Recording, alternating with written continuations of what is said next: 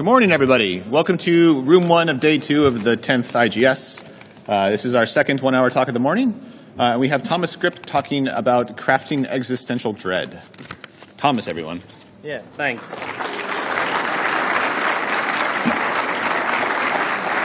So, my name is Thomas Grip. I'm going to be talking about crafting existential dread, as you just heard. So the talk is going to be about how we made a game with the core focus on exploring certain themes. So I'm curious, how many people have actually played SOMA? Oh, wow. Okay, so I'm going to start out with showing a little trailer here to freshen up your minds, and for the rest of you, you know what the game is about. Have a little idea at least.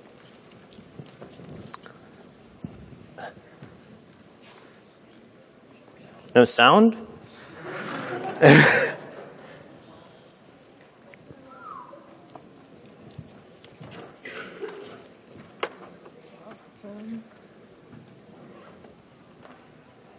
Is it the other one?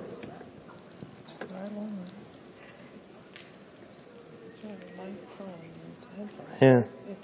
Is it all wet? Yeah, it should be. Shit. Technical problems. Anyway, most of you played it, so let's skip that for now.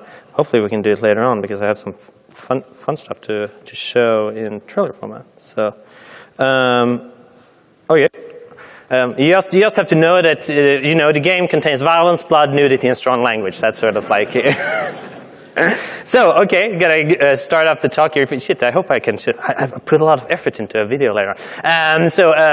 There's some disclaimers now. Starting out the talk. So, I'm gonna be retelling my personal experience about how the game was made, but there's a whole team behind it, and without everyone on the team, it wouldn't have been a success at all. It would have been crap. And also, this talk is a simplification of what happened. There's a lot of issues that I don't have time to dig into, and the issues I'm going to bring up have a lot of interconnections that are non-trivial, and again, don't have time to bring up those things. But the focus is going to be on how do you craft an experience about thematics, and I think that you're going to get a pretty good grip on how you do that, and the lessons that are going to be very applicable. Finally, there will be spoilers. This is a game where saying a sentence about it spoils a lot. So if you want to play this game going in not knowing anything, you should leave this talk now. Before going into SOMA, I need to start with our Amnesia: The Dark Descent days. And as I was making the story for Amnesia, I was very inspired by or fascinated by these experiments like the Stanford Prison one and the Milgram one. And what these experiments tell us is that what we think of as evil is not an intrinsic property in people, but it's actually highly dependent on the situation that they're in. So I wanted this to be a strong thematic of Amnesia. I wanted to be a core part of the experience. And the idea was then that you should sort of twist the player's personal narrative a bit so that they start out that this good guy, and then as the game progresses along, we're going to reveal increasingly horrible things that you've done in the past. And what I was hoping for was some sort of internal conflict, that the player should start making excuses of why they're doing this sort of behavior. And the idea was that this was going to be one of the big cornerstones of the experience. But we released the game, and no one really picked up on this. We had like a review with one sentence, one of the rare reviews that mentioned it, but not a really good people weren't really affected by this. So while Amnesia was a big success for us as a company, like a huge success, very successful in other areas, I felt that this was a failure, and I really wanted to make a game with strong thematics where people thought about deeper issues. And I pondered a lot, what went wrong, what could we have made better? So now on to the conception of SOMA. And as we were making Amnesia: Dark Descent, I started thinking about, could you make a game about consciousness? Could you make a game that brought up thought experiments from the philosophy of mind and like made players play through them? What sort of setups could you use? What were the best thought experiments? And I pondered this on and off for a year. Then Amnesia was released, and Jens, who is the other co-founder of Frictional Games, he and I used to have these semi-monthly meetings in the park, like two shady figures. I used to sign documents on his back and that sort of thing, because we didn't have an office, so that's where we met. And he brought up and said, you know, for the next game, why don't we make a horror game under the water? And I said, wow, that's a great idea. And then later on, a few days later on, I thought, well, what about this consciousness thing that I had in mind? Could you bring that in? And talk to Jens about it and said, yeah, that's going to be good. So this was our game. It's underwater about consciousness.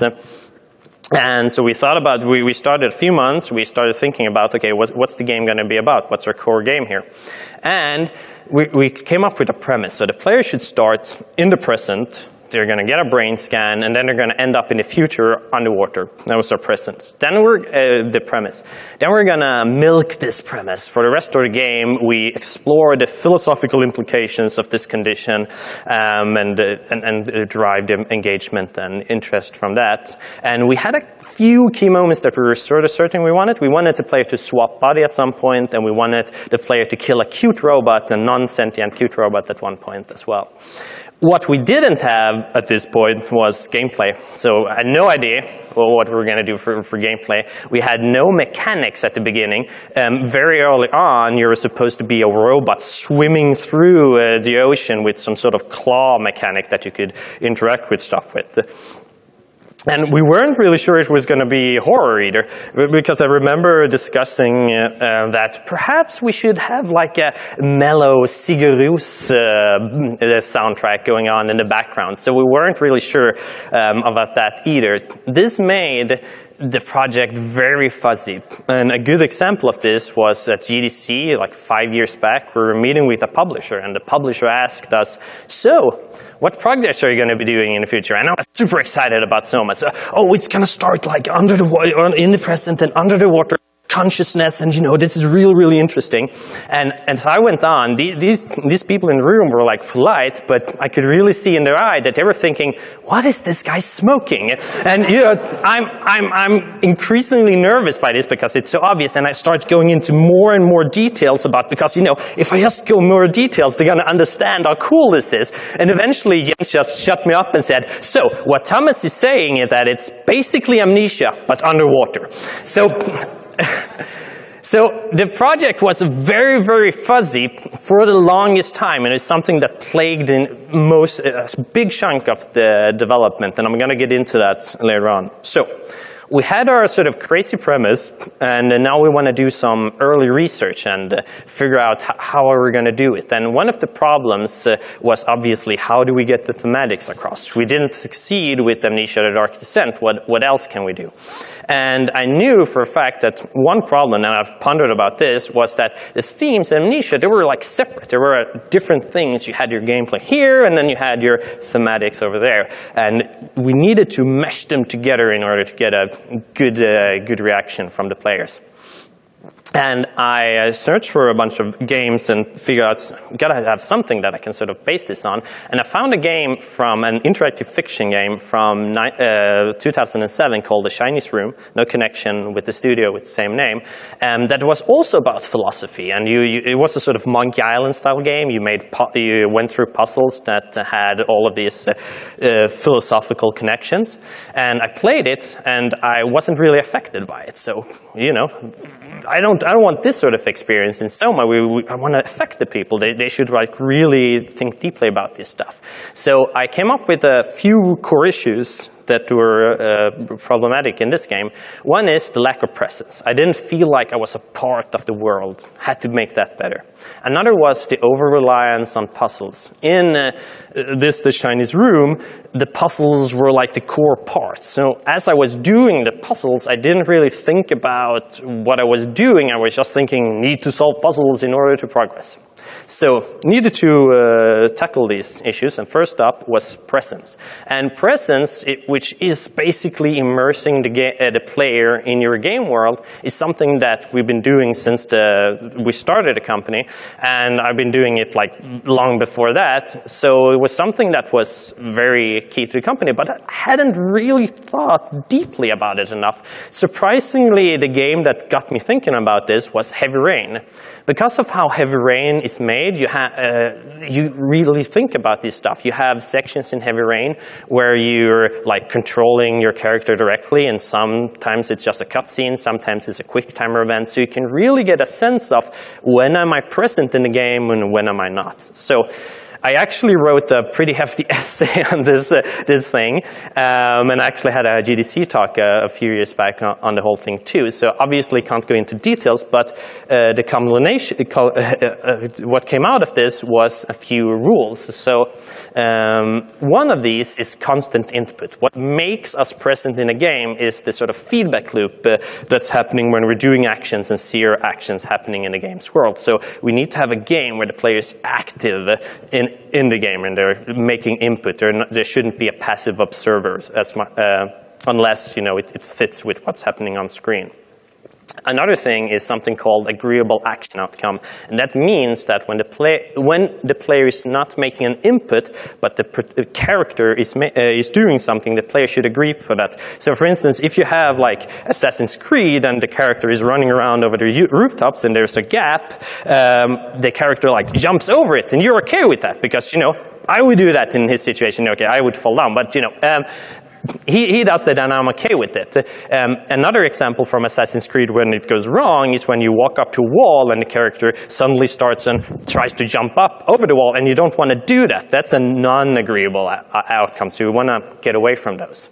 Another thing is deterministic mechanics. The player should know what will happen when they initiate an action. And Heavy Rain is full of examples where this is not working. You push a button and it's like, oh, he did that. I didn't think of that. And it's very important to have determinism because that's how the fantasy is kept alive. The player can look at an environment and make a mental picture of how it all works. Otherwise, it's just going to be reactive. It's not going to be a sense of, I'm in this world.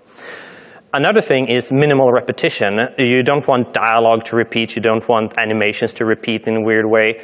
And even gameplay, you should be careful about repeating too much. And the reason for this is that when you repeat stuff, the player is going to feel the fakeness of your world. So you need to make sure that they're constantly they can't like peek behind the curtain and see all the moving parts behind it. That's very important for presence. And finally, consistency, meaning that if you can do something with the type of object in one place, you should be able to do the same thing with the same type of object in another place. Very important to do consistency. Again, it has to do with the mental picture the player has in their mind of the world. So this presence became a valuable design framework, and we used it for a bunch of things. One was the inventory. So we didn't want to have an inventory in the game that was a normal one where you can like use the item wherever, because then you're going to have repetition. The character going, can't use that here, and you're going to lose your determinism. But I thought I could use it that there. So that wasn't good. But at the same time, you don't want to have the player auto-using the items, because then you do not do, perhaps it's not agreeable action outcomes and stuff like that. So we did a middle ground where the player picks up the item, and then the player has to figure out where to use it, and they can use it themselves, and then you get a better sense of presence from that. Another thing is the interactions. In the game, you have a lot of physical interaction where you have to hold on a button and move the stick or the mouse in order to pull off this interaction. For instance, turn a valve or pull a lever or something like that. And that also makes presence better, and we try to have as much of these as possible.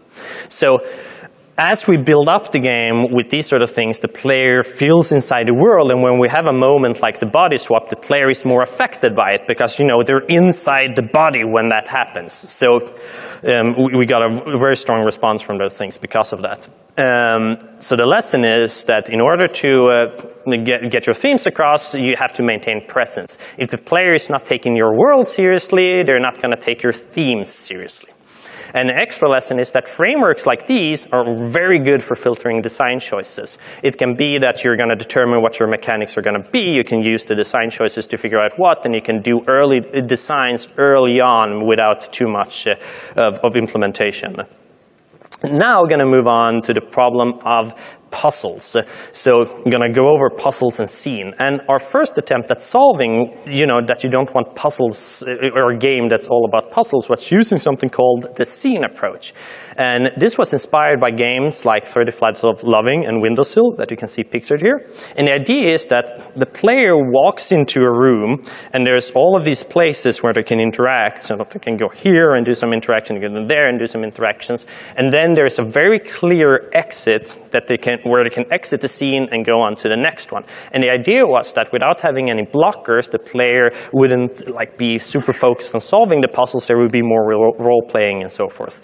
But it didn't really work because the player, they got, what I'm supposed to be doing, what is happening here and so forth. So they got confused and annoyed, and we lost a lot of the engagement. So had to rethink, and we said, okay, let's add puzzles again, but not puzzles for puzzle's sake, but puzzles that make the player go through certain things in a narrative. So you set up a scene in a puzzle-like manner which outcome is that the player does some interesting storytelling stuff.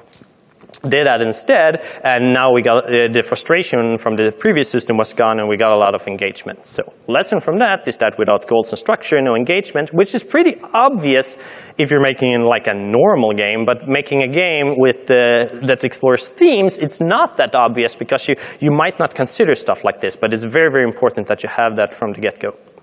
Still had problems though.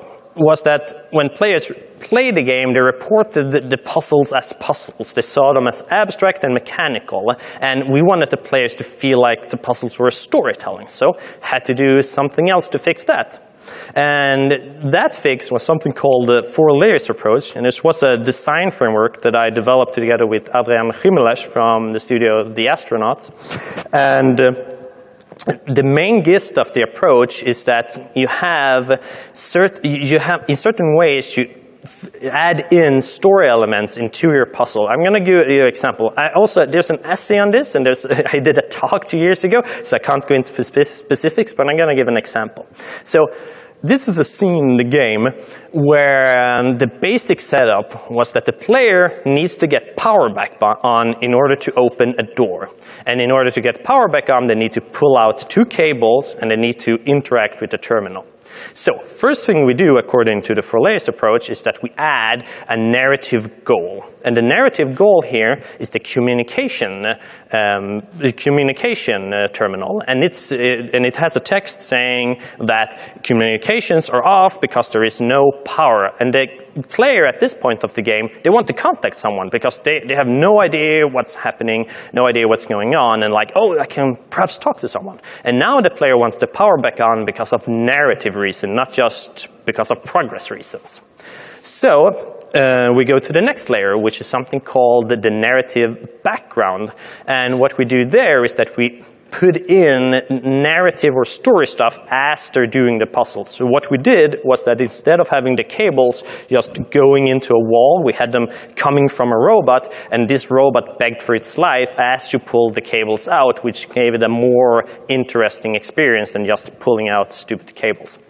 Finally, you have something called the mental model layer, and what this means is that you have a certain mindset in the player that you want them to have in situations. In this particular scene, the player should fear robots. And in the previous place the player was in, there was a very dangerous robot. And they enter this room, they see a robot on the floor, and they're going to think, oh, is this a dangerous robot? How am I going to approach it? Should I sneak and stuff like that? And what happens is they start evaluating the environment in a very narrative fashion. So it gives them better sense of storytelling. So all of these things add up, and a scene that was at the first iteration very boring gets storytelling. It becomes a storytelling moment. So lesson is that your puzzles or whatever gameplay you have must be part of the storytelling in order to get your themes across. Very important. Now, for something that's pretty that's a core part of SOMA, like when you talk about it, like having life or death choices, but it was something that didn't come into the game until very late, and it's very weird how hard it was to figure this out. So the problem was that we felt we had a lot of philosophical depth, but the players were emotionless towards it. They couldn't like report the things that were happening, but they didn't think deeply about them. They weren't affected by it. So had to solve that somehow. So we got inspiration from two sources. One was a DLC we made for Amnesia called Justine. And in Justine, you have two ways of getting out of puzzles. One is the hard way, just solving puzzles the normal way, and the other is the easy way, which means that you have to kill someone. So you have this sort of disturbing atmosphere to each puzzle, where you're sort of choosing, okay, should I try solving this puzzle, or should I just kill someone and get it over with? And this gave a more horror atmosphere to the puzzles as you solve them. And the other inspiration is from Spec Ops: The Line, and Spec Ops: The Line has this wonderful analog choices, these choices that you make with the game's mechanics. And I felt that that added an emotional and ethical depth to the game that I don't think it would have had otherwise. So the decision was that let's have like these life or death choices in the game. The way we did that was, for example, here we have a woman who's kept alive by this very weird machinery, and at the beginning she was just there, but then we added a choice that the player could choose between letting her be or like mercifully killing her. And now all of a sudden people had reactions to these things. Once they were forced to confront the things that were happening in the game, they started thinking more deeply about them. So a scene where we got no feedback at all, suddenly people were talking about it and getting affected by it. And the thing here is that like 95% of the content, it was in the game, but as soon as we made players confront it, finally something happened with that content. So the lesson is forcing players to consider events means that you're going to get a lot better emotional response from them. And again, the important thing here is that we had a lot of the content already, and we just needed that little final bit. And extra lessons on this is that everything is obvious in hindsight. Like, we had choices in our game already, but it took us like 3 years before we came up with this idea. And also, small tweaks like this one can make a world of difference. And they don't have to be like big changes to your game. It can be just that small thing that just makes the game suddenly work. Now I'm going to talk a little bit about the dangers of technology. And we had tons of issues with different technological stuff that we wanted to do in the game. And a good example of that is our dialogue system. When we started out the game, we felt, well, we need to have like cool dialogue. We need to have really, really advanced dialogue. So why not have characters that react if the player looks away, or you could be able to leave mid-conversation. And this felt like this is really cool. So we added a fairly complicated system for it. If anyone knows the system that he used in Left 4 Dead, we did something like that. And we started implementing this and put a lot of work into it. And then when we did, turns out this is a massive workload. The writer had a lot of problem using the system, like writing text that felt okay. And there was all of these weird edge cases that if we didn't cover them, the NPCs looked super stupid. So we had this advanced system in order for the NPCs to look more, to feel better and more realistic, but what it did instead is that they just made them look dumber. So we felt, we can't have this system, but let's have branching dialogue. Let's have a choice that's at least a little bit advanced, and implemented that. And fairly early on, it was obvious that this workload is still going to be massive. And it's very fortunate that we figured this out early on, because it would have been hell if we had kept going with this. So We said to ourselves, okay, what's the simplest thing we can do? Like, just push a button, the talk happens, and then we can perhaps have some branching, and we just hard code that branching. And that solved our problems, that we achieved our goals with that approach, but it was still a lot of work. It was so much work that we had to hire a company at the final year or so just implementing the voices into the game. So all of these extra work that we have put in, and we just put it in because, we need advanced technology, because had just drained a lot of work effort, and we could have put that into making this simple system better. We could have put work into that earlier, and we could have used that time for a lot of different things that worked better. So a lesson is focus on what matters for achieving your goals, and use proven technology when possible. It's very, very vital. If you're going to do a game that's based around thematics, you're going to have so much problem already that you don't want to add technology that is going to make you have even more problems. So another problem here was choosing the themes. So when we started out the game, I had like these massive amounts of ideas of stuff that we can put in, and the whole team had. And I mean, I feel that the consciousness and the philosophy of mind is like one of the most profound questions that we as humans can ask ourselves.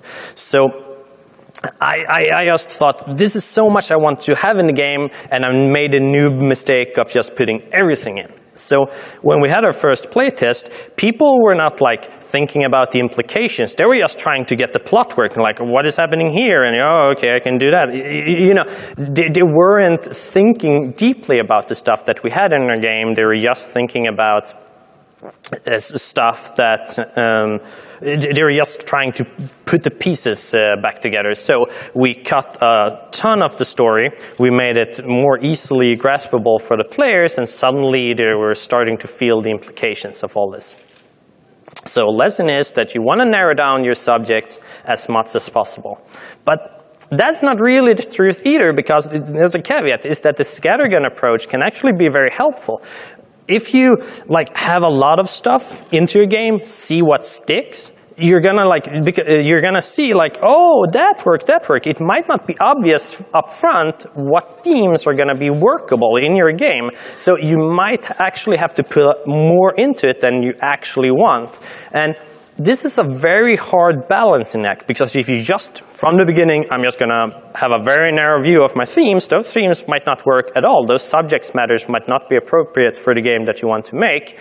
And so you want to scatter it. But if you scatter it too much, you're going to have assets like we had that were not usable in any other context and stuff like that. So very, very hard to balance this, and you need to be very, very aware of it.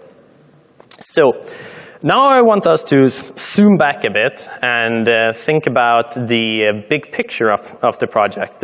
And there were two specifically open questions that we had from the beginning of the project. One is, how do we communicate our themes on a holistic level? And how do we game as a whole engaging? And these were big questions. We wanted to have them solved, and we had a little hypothesis on how this was going to work. So the idea was that as the player progressed through the game, they're going to be injected by or seeded by all of these ideas, and then at certain occasions there were going to be events where they had to confront these ideas, and they're going to come to conclusions and insights about them, and that's what's going to be the core engagements. That's what's going to be how we made our themes come across, that we build up like a level of knowledge in the player that we're going to be properly affected once the things happen. Because if things just happen in a vacuum, like the body swap, it's not going to be effective. There needs to be a certain understanding in the players, and this accumulation of knowledge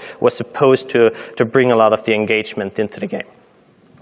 The big problem was that to properly test these things, the builds must last hours. You couldn't have a 20-minute build and see how the gameplay worked. There had to be tons of stuff in it. And not only did it have to last long, there had to be full voiceovers, had to be pretty decent graphics in them, sound effects needed to be in, we had to polish it so the players had a pretty good experience, and so on and so forth. And because of it, and because of the technical problems that I talked about earlier, it took us 2.5 years before we had our first proper build, before we can even test if any of these hypotheses even worked. So, and once we had that feedback in, we had to take that feedback, we had to discuss it, we had to come up with other design ideas like the choices and so forth, and we had to implement that, redesign stuff, do new assets and so forth, and it actually took us 1 year between each test time, and this is a long time between not getting proper feedback.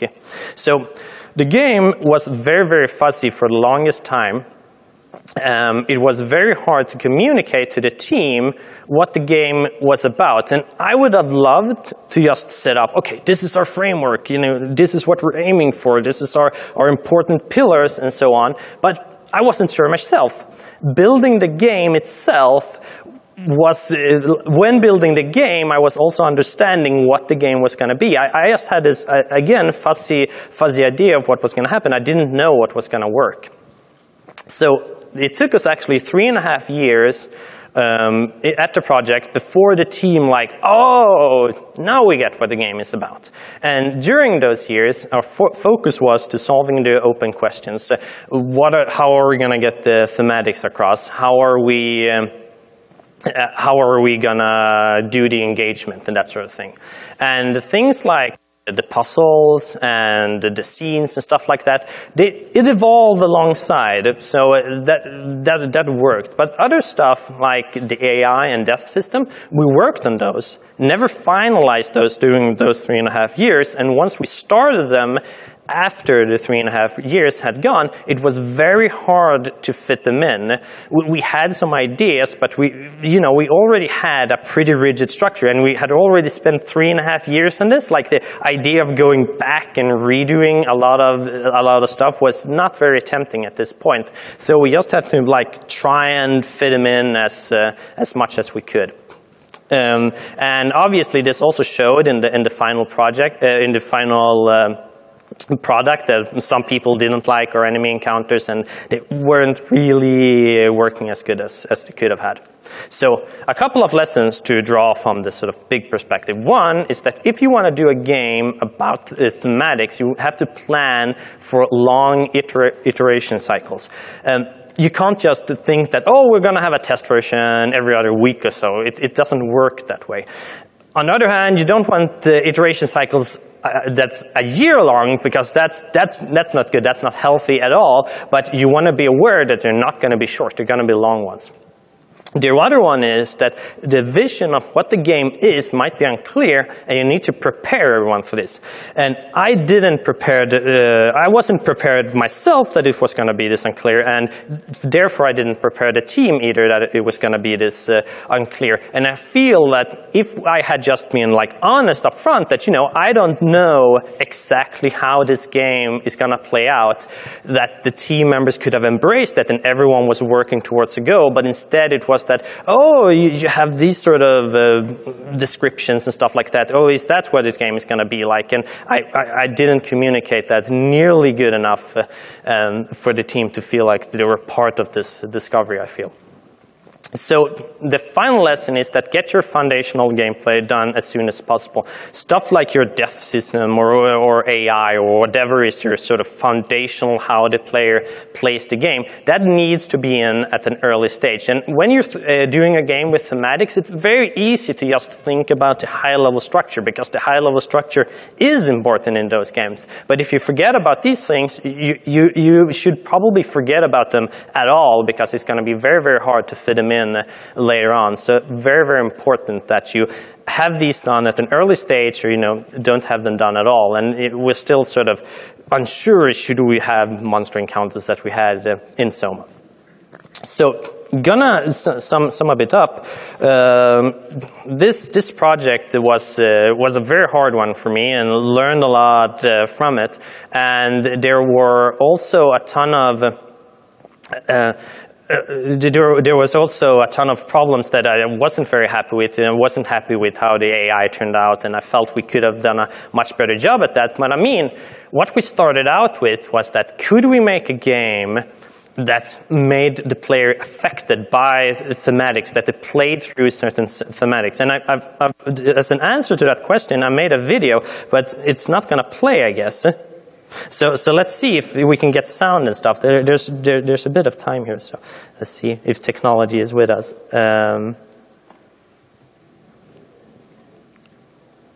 Without sound, this isn't working. Can we try more, or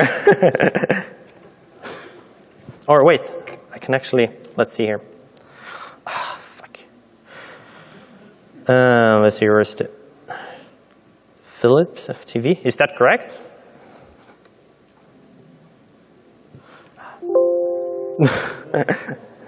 No, thank you. What? Anyone? Or should I take speaker? We are all heard, yeah. Well, weird.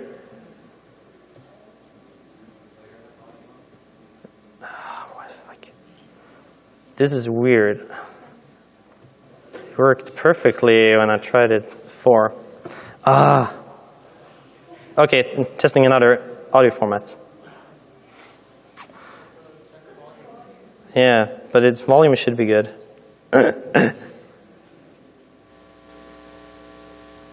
There's no other volume, right? Or there's a volume there, 100%. Shit. What? Why is there a different path? Because you heard other stuff, right? Shit. Let's see. Anyone else has any bright ideas here? Because otherwise this talk is over. It's a bit annoying. What? Okay, good. I don't think I have it. Let's see if... Oh, I have. Wait.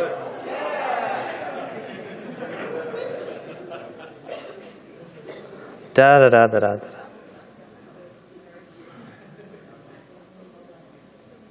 No, not working. Or? No. Fuck. No, my speakers are they're dead, so it's not coming from. That's perfect. Windows volume control and to turn up all the volume for every sound out. Okay. A 0. Yeah, there's nothing there. Okay, I have to. I'm gonna put this up on YouTube instead, so you can see it. Sorry about that. That was annoying. That wasn't fun.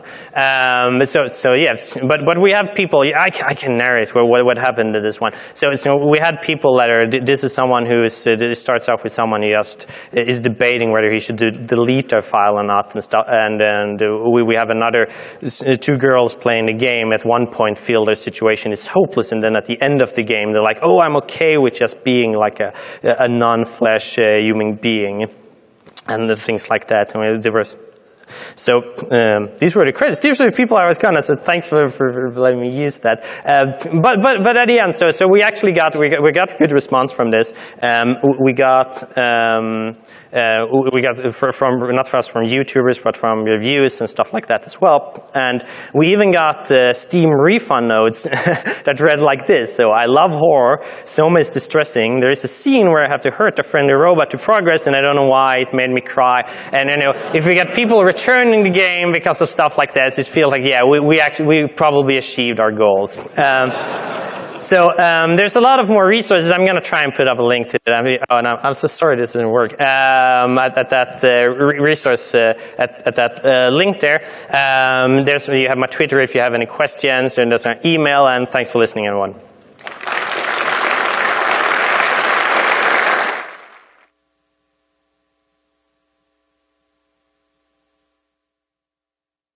Any questions? Apart from, can we see the video? Yeah, there's a microphone. Yeah, microphones. No. It's not on. Okay. There's some.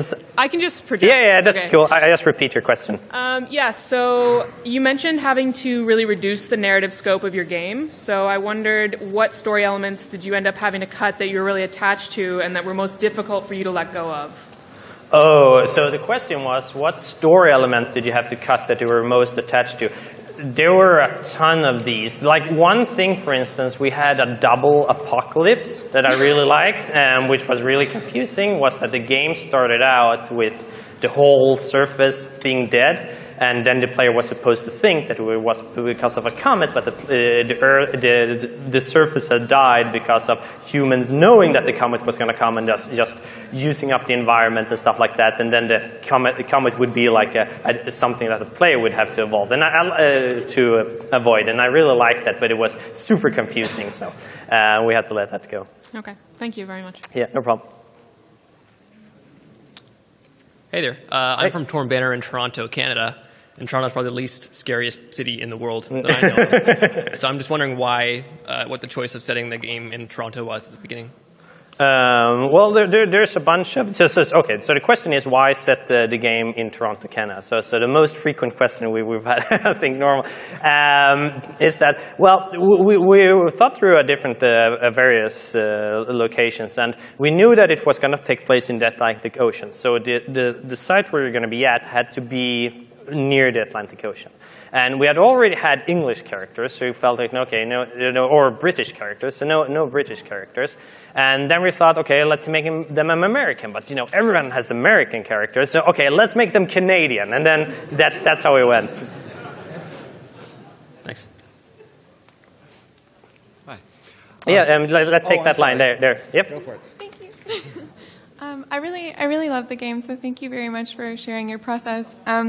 I guess I'm wondering if you can speak to, because there's this really wonderful moment where your character has like a mirror stage where you get to see the subject reflected in that, and I know that's a really hard thing to pull off, and I was wondering if you could talk about why you had that, like why you had the mirror parts and how you okay, so the question was, we have a game where the player looks into a mirror and see who they really are. And the idea was actually Ian's who's sitting there, I think. But the idea is that it's all about identity. And one of the core things, actually, for having the player see who they are is that we have later on there's a body swap, and you can walk up to yourself and look at yourself. And what we had was player reactions. They were like, "Oh, I want to see how I look like," and their moment was ruined. So we know we had to have moments before that where they can look at themselves and see how they were, and then that sort of thing makes sense. So it came from that, and then the moment itself is very interesting as well. And we didn't want it to be like this big revelation, like a hero object, but just there's a mirror. Oh, that's who I am. So we wanted it to be like a smaller moment that sort of the player could stumble upon. Cool, thank you. Yeah, no problem. So. Hi, I was wondering if you could talk a little bit about your decision to use the live action videos before the launch to I thought they did an extraordinary job of setting the tone of what to expect, but still leaving me with no idea what I was going to expect. Yeah. Okay, so the question is about how did you go about with the live action trailers? And the reason for them is actually, it's pretty interesting, because doing PR for this game was a nightmare. Because I couldn't, like with the publisher, I couldn't explain to a media what it was about. And if I just talked about monsters, they would get the wrong impressions, and which a lot of people still did. So it was very... what should I say? So these videos were like, okay, what sort of situations can we have that are slightly connected to the game, but still give the sort of sense that we want from the game without spoiling anything? It just came along from that. So it's just a PR thing. It was very successful in that. Yeah. Thanks. Yeah. Yep. You mentioned before that there was a lot of stuff that was cut from the narrative. Because it just wouldn't work out and stuff like that. I'm just wondering, what is the farthest direction that SOMA nearly went before you said, nah, we got to pedal this back? Oh my. Okay, so the question is, what is the farthest direction that SOMA went before we cut it? Yeah, well, as I said at the beginning, that at the start of the project, you were going to be a swimming robot. You know, the little robot that you actually end up murdering in the game, or you might murder in the game. That was going to be the player. So the player was going to swim around with a little claw hand and meet other stuff. And they were, again, connected to physics that I had a lot of thoughts on. Let's make the whole game about physics. Like, everything should be physically simulated. And we thought about what enemies could we have that are all physically simulated, like giant eels or stuff like that. So a ton of that really weird stuff that went in at the start of the project, which I'm really good that we didn't have at the end. So, yeah. Okay. Yeah, or let's swap. So. Yeah. Yeah. All right. So midway through the game, you determine the idea of the transhuman coin flip. And from that, from the establishing scene, it becomes pretty clear that there's no real way to win it.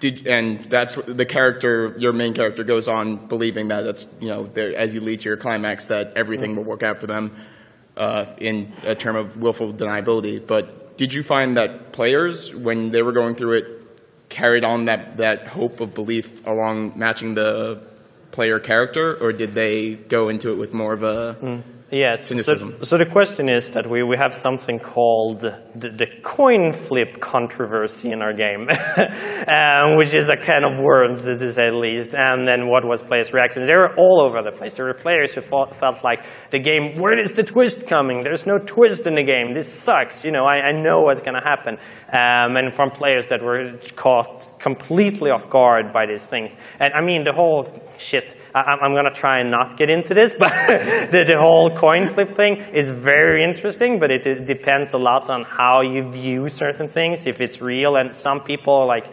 very, you know, are what are you going to call it? Non-coiners, and other are coiners. And how are you going to do it?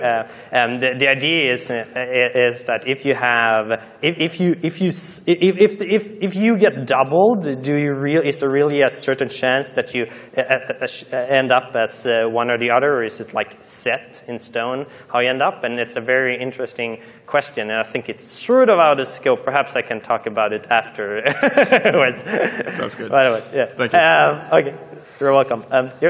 All right, so my question actually kind of branches off that a little bit, just talking about how you approach the end of the game with the arc and choosing to cut back to Simon with the whole "they're not us," and going back to the arc and the Catherine and Simon on the arc. So how was the writing process of deciding to approach both of those endings for the coin flip?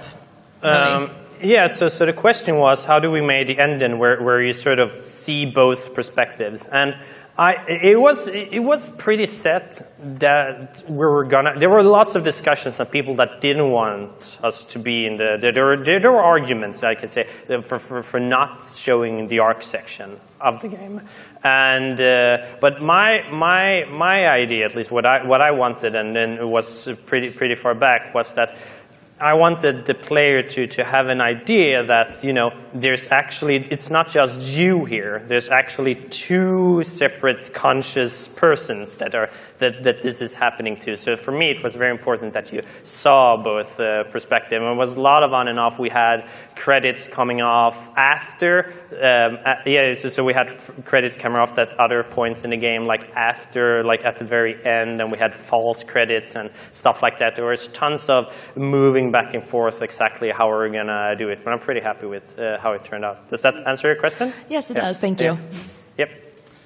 Hey, my question is about you as a director. You mentioned that for the longest time the game lacked or didn't have a clear idea of what it wanted to be. How did you, as a director, feel, I guess, personally, not being able to communicate that to the team? You mean for how long I didn't communicate it, or? No. Or how I felt? Yeah.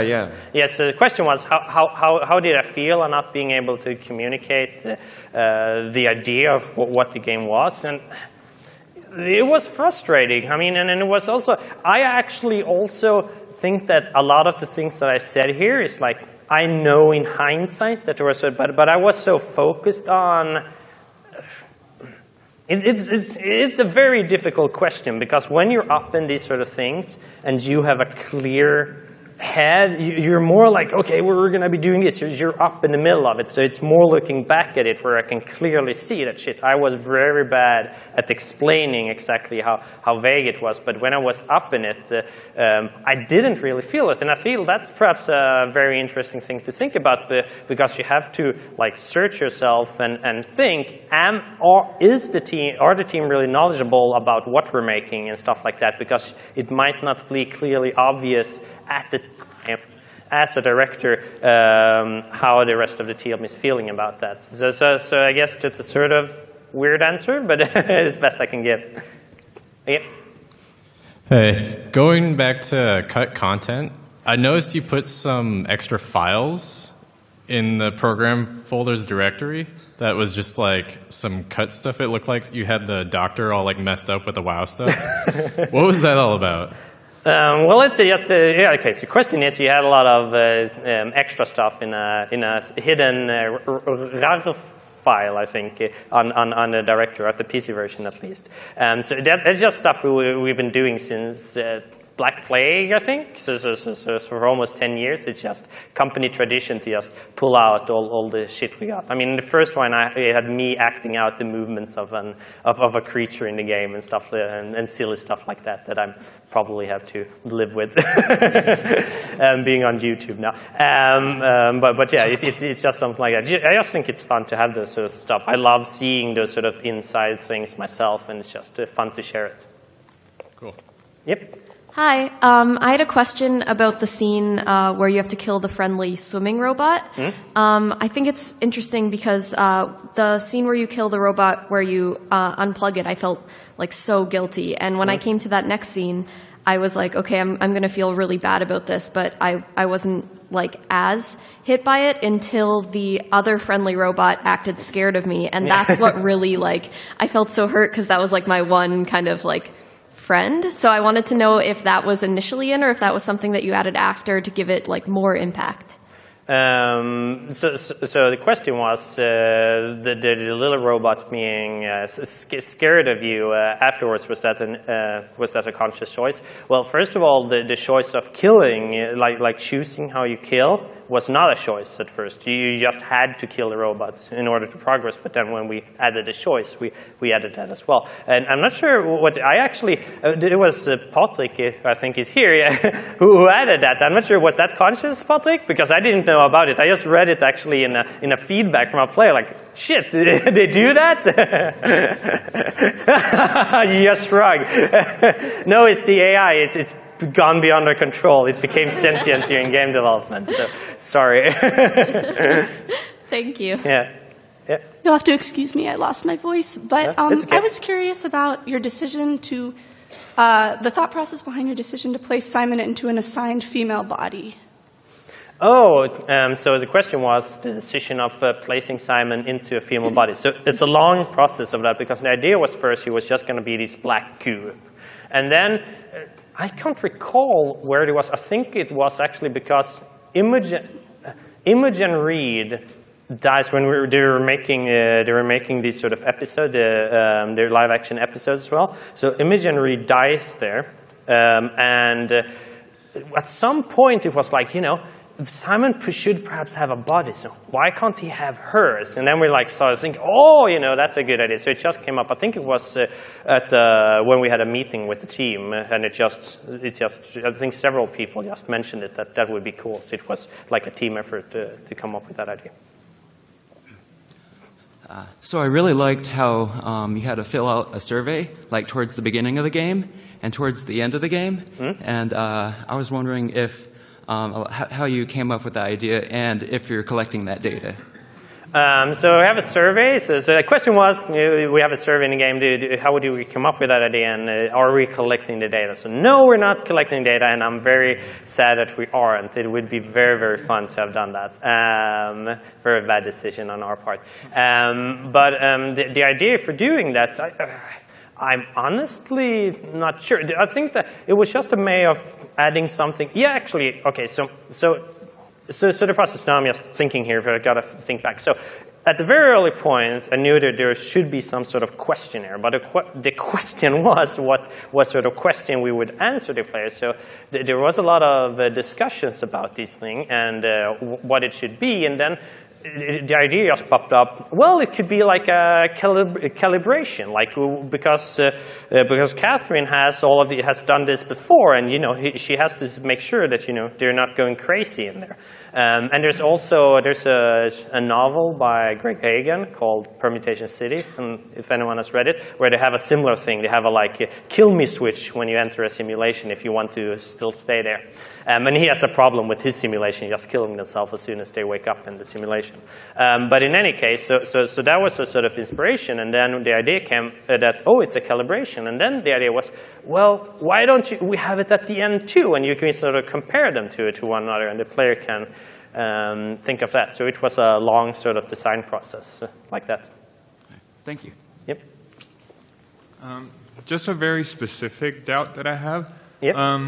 With how grounded the world is and the live action trailers that you had and how very tactile everything feels, I wonder if there was a very a conscious decision of using just illustrations for the character art and not actual because it seemed like it kind of undermined the reality of the world, for me at least. I don't know if that was a decision. So the question was, why did we use painted portraits for the game? And I know that if David is here, he's gonna be crying.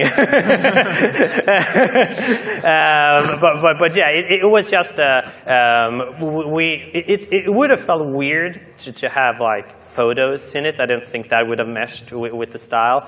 So we wanted them painted, and we tried and get something that felt right. And it was just a matter of if we should have spent the time getting those up to speed, David would have done nothing else but paint those faces. So it was just a matter of that. But we had to think about how we approach that later on, actually. So, good question. Yep. Hi. I'm just wondering what the team's thoughts and reactions were to the wuss mod that took all of the AI kind of aggressiveness out of the enemies. Yeah, so the question was, what's our reaction to the wuss mod, which removes hostile enemies?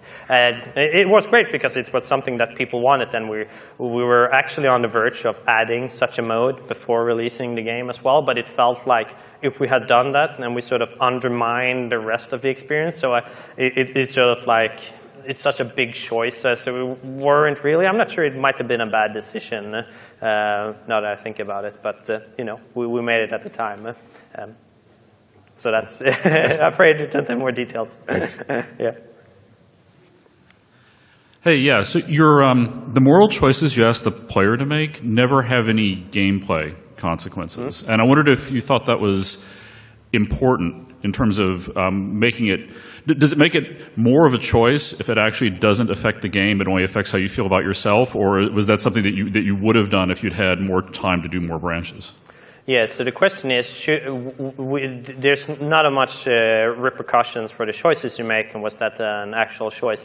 And I think it's a little bit of both. I'm very inspired by Spec Ops: The Line because I love the choices there, and they have a sense of ambiguity to them, and I feel that you have to live with the choice when there's not consequences, in certain points at least.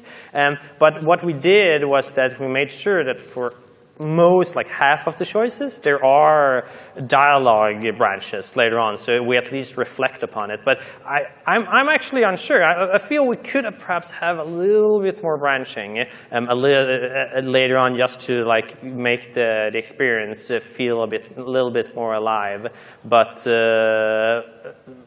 yeah, I'm actually not sure. It would be interesting to see how the differences are. But I think that more important for us with the choices was that they were analog, that they weren't A or B, but more you just come across a situation and you can do things that make it a choice. And a lot of the choices weren't the player wasn't perhaps even actively aware of some choices. I know that some there's a robot you can pull a cable out of, and I know a lot of missed us. So that was more important to me, that they came out of that than actually having branching. Yeah. Cool. Thanks. Yep. You're welcome.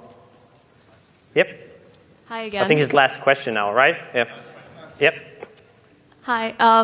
I was just thinking there's an interesting sort of meta layer to the game where as a gamer you're taking on like an avatar that's not really you, but you feel like it's you. And I was wondering if that was considered at all, like how that experience kind of mirrors in a way the experience of being put into like a robot body. Yeah, okay. So the question is how does the experience of playing a character mirrors the sort of the experience the protagonist has in the game?